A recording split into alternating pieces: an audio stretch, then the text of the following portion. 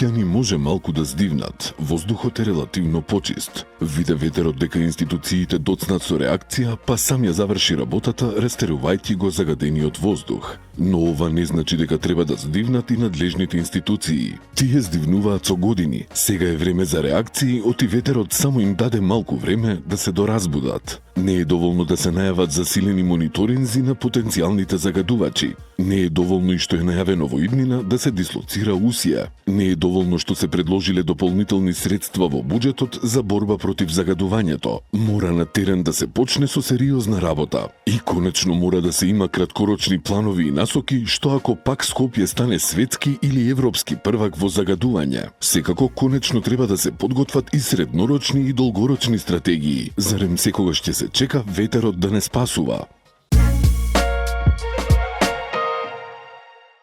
Повеќето од скопските општини ги изгласаа буџетите за следната година. Речиси сите градоначалници се пофалија дека предвиделе рекордно високи буџети и со голем процент од средствата одвоени за капитални инвестиции. Ќе се граделе улици, училишта, поликлиники, детски градинки, спортски објекти. Се со цел живеењето на граѓаните да биде подобро. Па така општина Аеродром се пофали со буџет од речиси 21,5 милиони евра, од кои за капитални инвестиции ќе се потрошат 14,5 милиони евра. Малку е потенок буџетот на општина Центар и изнесува околу 20 милиони евра, од кои 43% ќе бидат потрошени за инфраструктурни инвестиции. Буџетот на Карпош за 2026 година ќе изнесува 21,5 милиони евра, а 36% од средствата ќе бидат наменети за капитални инвестиции. Со буџетот на 23 милиони евра ќе располага Ѓорче Петров, а за инфраструктурата ќе се вложат речиси 60% од овие средства. И Бутел се пофали со највисок буџет досега и ќе изнесува скоро 14 милиони евра. 63% од овие средства ќе се насочат кон капитални инвестиции. Останува да се види во 2026 година реализацијата на ветеното.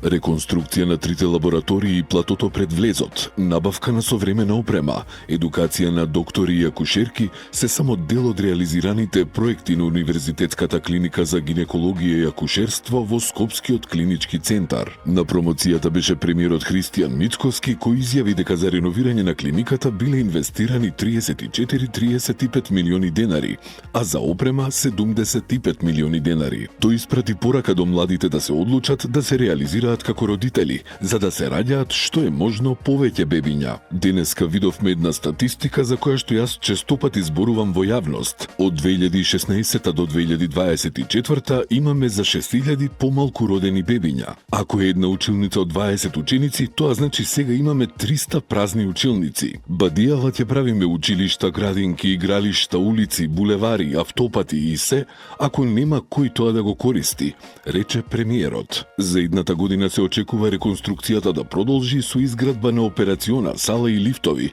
како и со обнова на инвитро оделот.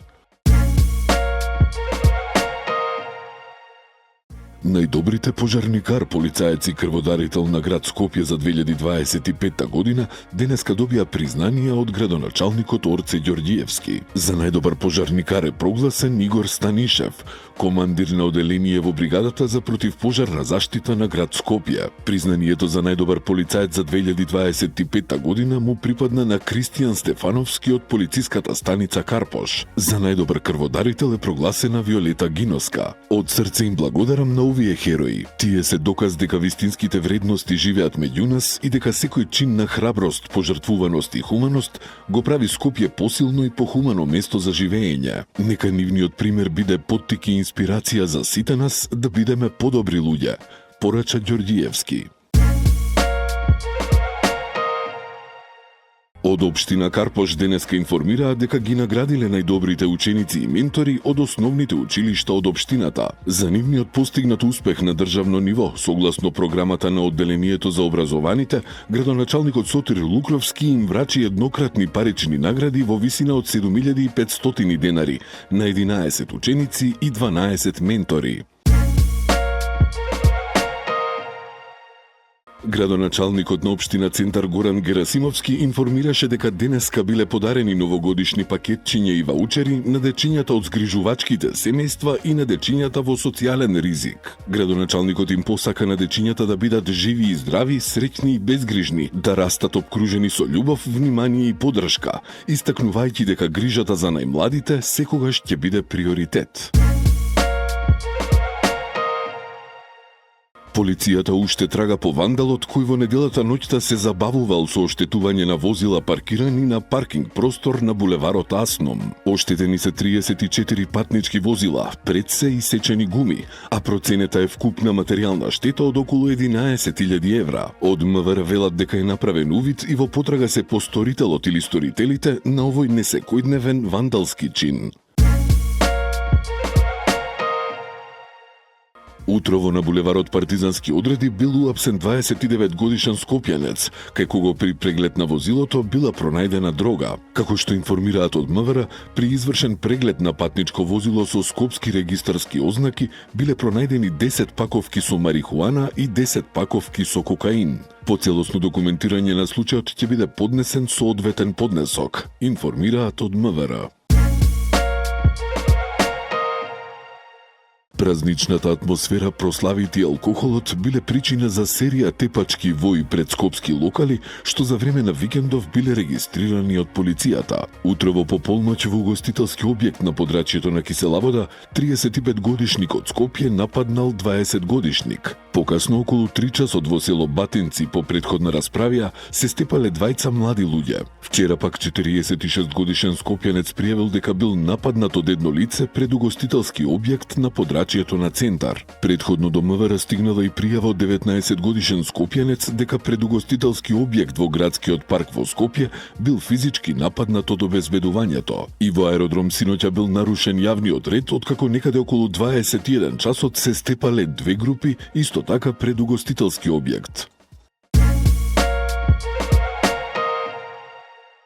Јавното предпријатие Водовод и канализација Скопје го објави неделниот извештај за квалитетот и безбедноста на водата за пиење, според кој сите испитани примероци одговараат на пропишаните стандарди. За потребите на контролата биле земени 185 примероци за физичко-хемиска и за микробиолошка анализа од 41 мерно место во градот. Од Скопското комунално предпријатие посочуваат дека водата во Скопје е безбедна за пиење.